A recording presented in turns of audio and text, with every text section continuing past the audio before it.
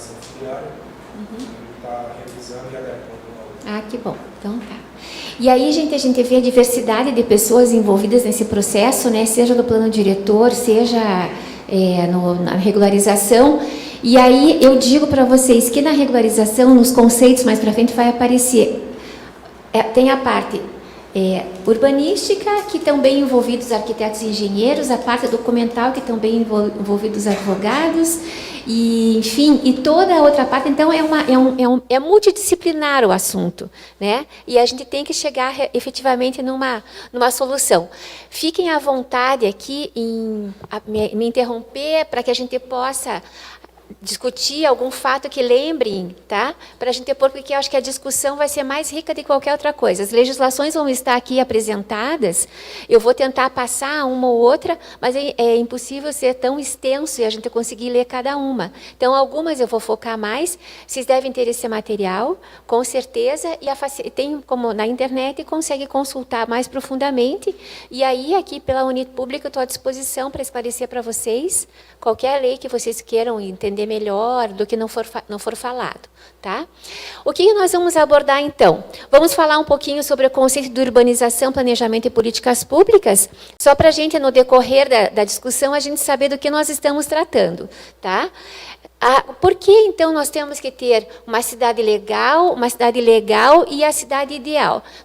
Todo mundo está falando aqui de regularidades, muitas vezes área rural, área urbana, e aí eu digo para vocês, faixa de renda alta, média ou baixa, e tem irregularidades do mesmo jeito. Então, por que a gente busca tanto, né? Gasta-se tanto tempo para buscar a questão da regularidade, né? Os tipos de loteamento. Então, os loteamentos clandestinos, todos eles dentro de uma irregularidade, o clandestino que houve a venda de terceiros, ou pelo próprio proprietário, ou por um loteador, ou por um caseiro que estava lá no local e vendeu, que isso a pessoa que aí recorre, cai num crime, isso responde um processo perante o Ministério Público, uma série de situações, e causa um prejuízo muito grande para as famílias que compraram um produto que não vão ter o produto, pelo menos da forma que foi comprado. A regularização fundiária, então, os desafios e avanços, e a base legal. Na base legal, vamos falar da legislação federal, algumas questões sobre o Estatuto das Cidades, né, que é uma lei que trouxe instrumentos para que a gente possa aplicar, tem que regulamentar e aplicar na cidade. Alguns são bem aplicáveis em uma cidade, outras são mais aplicáveis em outra, depende toda da questão aí sim do planejamento, por isso a importância da gente discutir e entender bem do que se trata. A Lei 6766, também super conhecida quanto a parcelamento do solo, em especial essa lei para loteamentos novos, onde você inicia o processo de uma área livre e você dá continuidade, tendo áreas como reserva para equipamentos públicos, postos de saúde, creche, etc. Tá? A Lei 11.977, de 2009, que é a lei anterior a essa 13.465, que tratava da regularização fundiária e do programa Minha Casa Minha Vida, que trouxe grande situação de moradia, habitação nova, prédios, adensamento, e isso mexeu demais na questão da legislação, que hoje a gente tem, né, até os conflitos que poderiam existir anteriores, e hoje a gente tem um desenrolar de tudo isso nessa nova discussão do plano de diretor aqui de Curitiba, inclusive, para poder melhorar, para ter mais adensamento em função de questões de área que é necessário na cidade e aplicar, então, melhor os serviços públicos para a população. A Lei 12.424 é a lei que altera a 11.977, só para citar. A Lei do Código Florestal, 12.657, que é uma lei...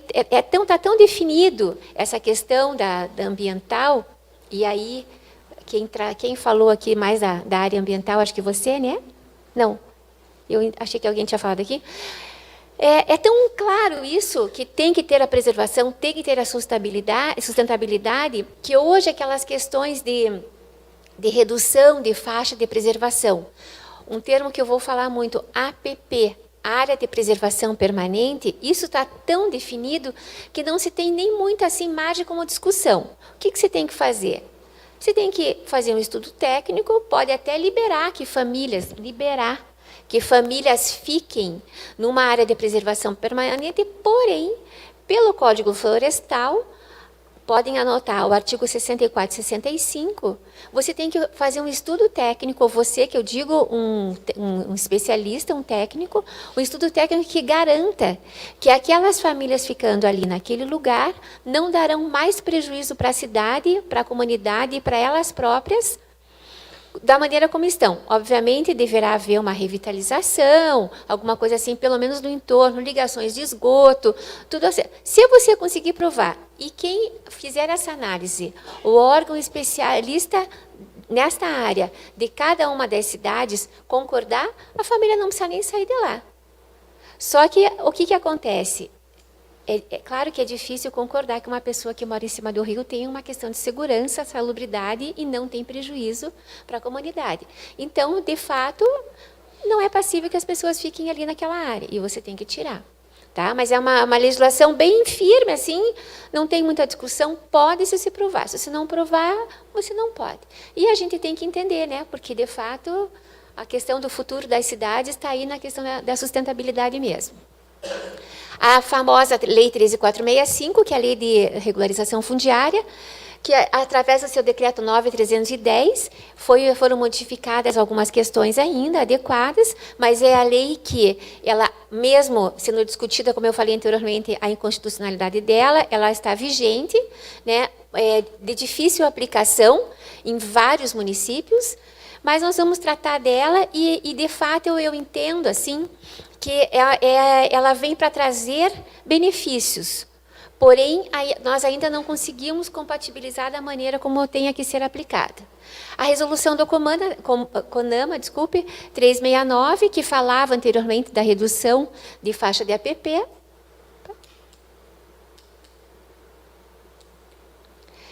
E ainda, na legislação municipal, o plano diretor de 2015, né, que agora aqui em Curitiba nós estamos na fase da aprovação da questão do zoneamento.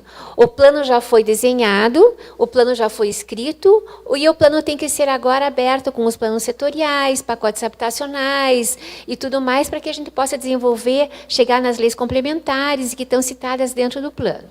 Tá?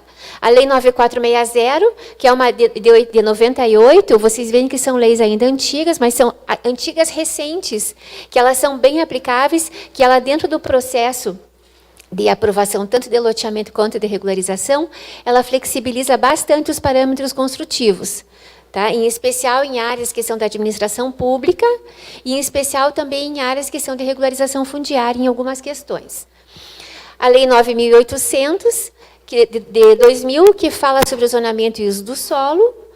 E aí, nós temos 3 leis complementares aqui, a 60, a 72 e 82. A 60, o que quer dizer? É remissão, é interessante de vocês lerem, remissão de dívidas de IPTU. Para que foi feito isso? Para alguns loteamentos que foram feitos inicialmente, que começaram irregularmente, tá? Ocupações, áreas particulares, o que acontece? A pessoa vai lá, ocupa uma área, o proprietário o que faz? Para de pagar. Vira um bolo tão grande a questão do IPTU, que você não consegue viabilizar para uma aprovação de uma regularização. As leis que faziam as vilas ou as áreas que faziam parte de um determinado programa de regularização fundiária, programa habitacional do município de Curitiba, que estavam dentro dela, inclusive tem um anexo nessa lei, aquelas, no momento em que a área fosse adequada à questão legal, seria remido o IPTU. Então, a partir dali, a pessoa teria um perdão, vamos dizer assim, mas, obviamente, com todas as comprovações. E, além disso, permitia que desse continuidade ao processo de aprovação, de regularização.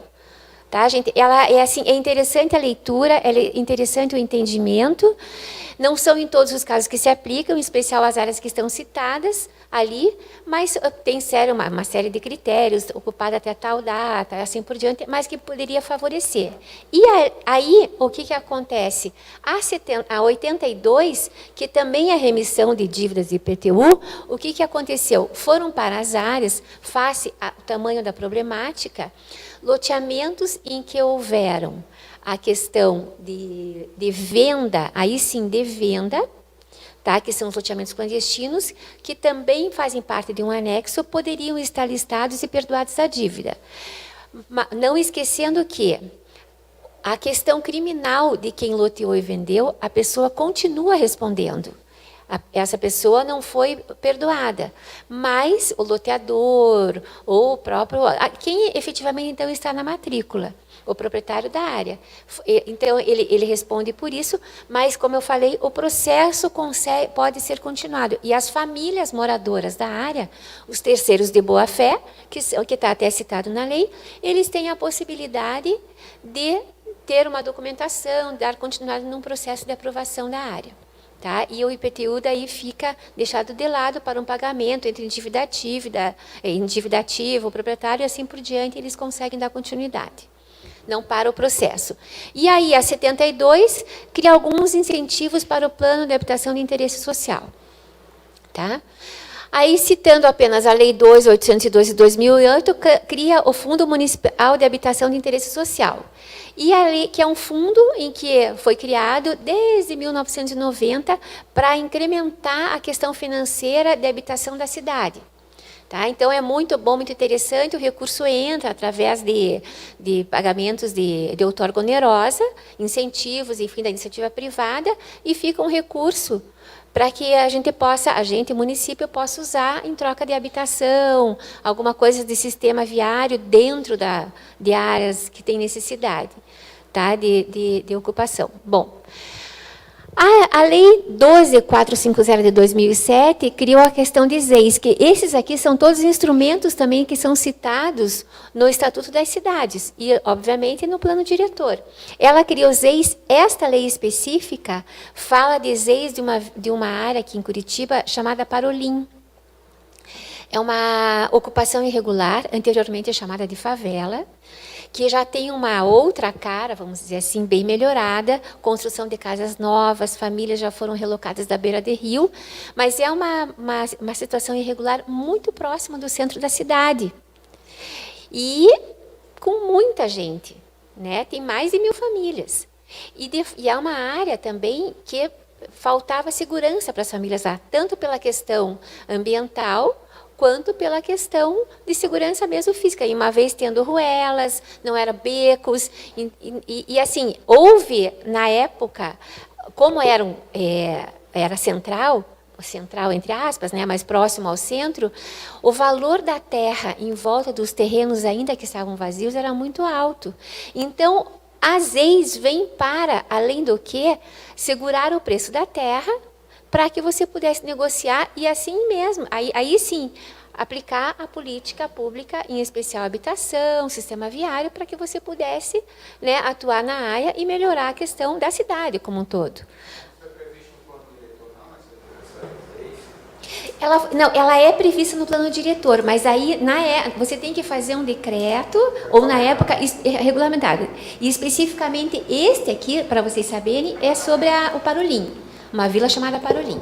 Tá? Mas ele está citado, inclusive no plano existe uma discussão entre ZEIs e CEIs, ou CEIs, né, se é zona ou se é setor, e aí cada cidade chama do seu jeito. Um é instrumento, outro é simplesmente uma mancha de zoneamento, assim por diante. Mas o fato é o seguinte, é um instrumento que tem que existir, pense nisso, seja ZEIs ou seja CEIs, favorece e facilita a cidade como um todo. Você pode ter, e aí você trabalha para isso, vamos dizer, parâmetros diferenciados, né? Muitas vezes o proprietário, talvez da área, não goste muito, mas é uma necessidade. As áreas ocupadas, infelizmente, não é isso o meu pensamento, mas é isso que está posto em lei. O proprietário, infelizmente, depois de 5 anos, acaba não sendo dono. Tem todos os ônus, mas acaba não sendo dono porque acaba a questão do uso capião, dá direito às pessoas têm direito de propriedade. Então, por isso que tudo tem que ter um planejamento, assim, as pessoas que atuam nessas áreas têm que ser ágeis, têm que ter recurso, tem que ter uma aceitação, tem que ter sorte, tem que ter um entendimento. Para mim, entendimento é a palavrinha-chave, porque você pode ter toda a legislação, mas a legislação, ela tem questões subjetivas, né? E você pode ir por um viés ou outro viés. Mesmo seguindo a legislação. Se eu tiver errado, eu me corrijo, sou advogado, mas é isso. E o entendimento é tudo. O entendimento, o recurso, o timing das coisas na hora certa, você ter o recurso, aplicar, você ter um programa, você aplicar, tudo precisa o quê? O tal do planejamento.